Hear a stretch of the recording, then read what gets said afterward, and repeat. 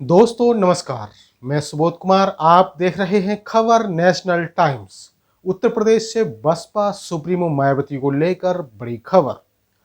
उत्तर प्रदेश नगर निकाय चुनाव में मेरठ में असुद्दीन ओवैसी एआईएमआईएम ने बहुजन समाज पार्टी का रास्ता रोक दिया और हाथी पहले की बजाय चौथे स्थान पर पहुंच गया। इन नतीजों से बीएसपी सुप्रीमो मायावती बेहद गुस्से में हैं और अपने पूर्व मंत्री को पार्टी से निष्कासित कर दिया है। 18 मई को लखनऊ में मायावती ने जो समीक्षा बैठक बुलाई है, उससे पहले उनकी ओर से की गई इस कार्रवाई ने बड़ा संदेश दिया है कि लापरवाही बख्शी नहीं जाएगी। दरअसल मायावती 18 मई को लखनऊ में निकाय चुनाव के नतीजों की समीक्षा करेंगी। इससे पहले मेरठ मेयर सीट के नतीजों से नाराज मायावती ने पूर्व दर्जा प्राप्त मंत्री और पूर्व मेरठ मंडल प्रभारी प्रशांत गौतम को पार्टी से निष्कासित कर दिया है। उन्हें पार्टी विरोधी गतिविधियों और अनुशासनहीनता का दोषी माना गया है। मायावती की इस कार्रवाई से साफ है कि लखनऊ की बैठक से पहले ये बड़ा एक्शन उन नेताओं के लिए संदेश भी है और संकेत भी, जो पार्टी में गंभीरता से काम नहीं कर रहे हैं। प्रशांत गौतम के निष्कासन से मेरठ ही नहीं, पश्चिम बंगाल में बसपाइयों में खलबली मची हुई है कि अगला नंबर किसी का भी हो सकता है। हालांकि पार्टी नेता इस निष्कासन पर साफ साफ तो नहीं बोल रहे हैं, लेकिन इतना जरूर कह रहे हैं कि 2024 में मजबूती से लड़ेंगे। 2017 में बीएसपी के टिकट पर सुनीता वर्मा बनी थी मेयर। प्रशांत गौतम का निष्कासन क्यों किया गया, आपको पूरा मामला समझाते हैं। साल 2017 के निकाय चुनाव में बीएसपी के टिकट पर सुनीता वर्मा मेयर बनी थी। बसपा को यहां करीब 2,38,000 वोट मिली थी और दलित मुस्लिम गठबंधन के सहारे पार्टी की नैया पार लगी थी। वहीं 2023 में बसपा का ग्राफ इतना गिर गया कि दलित मुस्लिम गठजोड़ इस कदर बिखर गया कि जीत तो दूर, पार्टी प्रत्याशी हसमत मलिक की जमान जब्त हो गई थी। बीएसपी को मात्र 54,000 ही वोट मिले और हाथी पहले से चौथे स्थान पर पहुंच गया। दूसरे स्थान पर रही एआईएमआईएम। इतना ही नहीं, साल 2017 में बीएसपी के 25,000 निगम पार्षद जीते थे, लेकिन इस बार ये संख्या घटकर मात्र 6 रह गई। मायावती के गुस्से की वजह ये भी है कि ओवैसी की पार्टी एआईएमआईएम दूसरे स्थान पर पहुंच गई। मजबूती से मायावती का रास्ता रोक दिया और 1,28,000 वोट लेकर सबको चौंका दिया। एआईएमआईएम जीत भले ही नहीं पाई, लेकिन अपनी हार में भी भविष्य की जीत तलाश रही है। वहीं आपकी जानकारी के लिए बता दें कि अभी भी दलित मुस्लिम वोटर बरकरार है और जो मुस्लिम वोटर्स हैं वो बसपा की तरफ आकर्षित हो रहे हैं। बस बीएसपी कार्यकर्ताओं को खल रही ये कमी, क्या कमी है?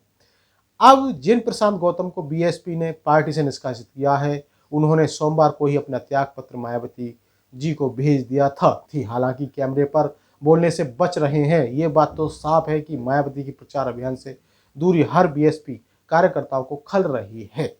मेरठ में दलितों का बीएसपी से हुआ मोहभंग, लेकिन ये गलत है, क्योंकि जो दलित वोटर्स है वो हमेशा बसपा का रहता है, किसी दूसरी पार्टी में नहीं जाता है। अधिकतर जो वोट परसेंट है वो दलित और बहुजन समाज है। मायावती के मैदान में आने की बातें भी खूब चली, कार्यकर्ताओं और पदाधिकारियों ने मांग भी की, लेकिन मायावती सियासी मैदान में नजर न आई। शायद इसकी वजह से बसपा मेरठ ही नहीं बल्कि अलीगढ़ मेयर सीट पर भी हार गई। पूर्व प्रत्याशी और दलितों के बड़े नेता पूर्व विधायक योगेश वर्मा बीएसपी की बजाय अब सपा में हैं, लेकिन वह यह मोहभंग पूरी तरह से नहीं हुआ है, क्योंकि अभी भी दलित और बहुजन समाज बसपा का ही वोटर है। मायावती ने क्यों बनाई दूरी? अब ये सवाल जरूर सियासी गलियारों में उठ रहा है कि जब मुख्यमंत्री योगी आदित्यनाथ और पूर्व सीएम अखिलेश यादव निकाय चुनाव में सियासी मैदान में उतरे, तो भला मायावती ने दूरी क्यों बना रखी थी? हार के पीछे मायावती का प्रचार अभियान और रैली न करना एक बड़ी वजह है। वो अलग है कि अब अपने नेताओं पर कार्रवाई का चाबुक चलाकर ये संदेश दिया जा रहा है कि मजबूती से 2024 की तैयारियों में जुट जाओ, नहीं तो पार्टी से बाहर कर दिए जाओगे।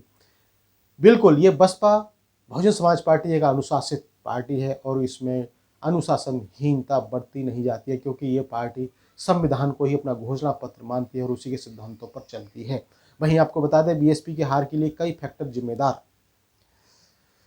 निकाय चुनाव में बीएसपी की हार के लिए कई फैक्टर जिम्मेदार हैं, लेकिन इस हार ने मायावती के सामने कई चुनौतियां खड़ी कर दी है, क्योंकि अब तक मायावती बीजेपी और सपा से ही सियासी लड़ाई लड़ रही थी। वहीं मेरठ के मैदान में मजबूती से चुनाव लड़े और ओबीसी की पार्टी एआईएमआईएम ने उसे बड़ी परेशानी में डाल दिया।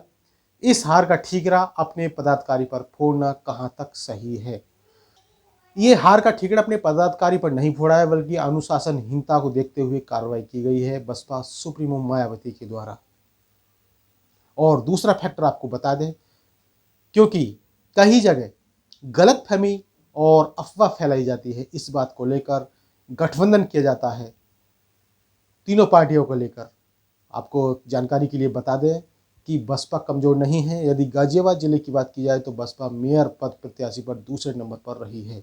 वहीं गठबंधन समाजवादी पार्टी, आरएलडी और भीम आर्मी ने मिलकर ये तीसरे नंबर पर रह गए। तो इसका इस बात से साफ जाहिर होता है कि कहीं ना कहीं बसपा का वोट में कटौती हो रही है और अफवाह फैलाकर उसको कमज़ोर करने की कोशिश की जा रही है। ये भी एक बसपा की हार का फैक्टर है।